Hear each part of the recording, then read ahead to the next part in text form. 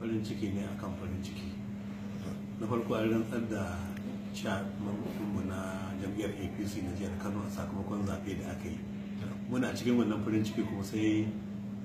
ana bikin wannan rantsuwa sai aka yi mun raɗa cewa Najeriya ta ci gol ɗaya ana ta cikin wasan ba a kammala ba. Yanzu ko da muka dawo mun zauna mun zura ido muna kallo kamar ma na shiga cikin talabijin ɗin sai kuma aka ƙara cin wasa.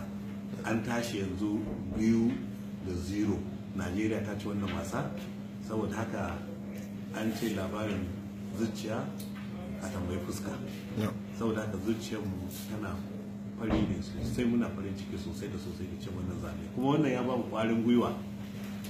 yadda wasanmu na gaba da za mu yi da Argentina, idan Allah ya yarda shi ma haka za mu gama da Argentina, to kaga mun tafi wato hawa na biyu kenan a wannan wasan kwallo na duniya da ake a Rasha. Ahmed Musa na farko dai ka san daga Kano Pilas yake, saboda haka alfaharinmu ne mu 'yan jihar Kano, to kuma gashi ya ceto Najeriya daga wani irin hali da aka shiga da farko.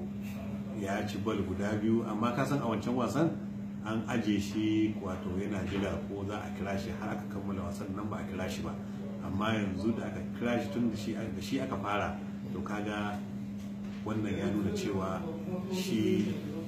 gogaggen dan kwallo ne, kuma Allah ya bashi sa'a an ci gol guda biyu, kuma duk shi ya ci waɗannan gol guda biyu. To mun gode wa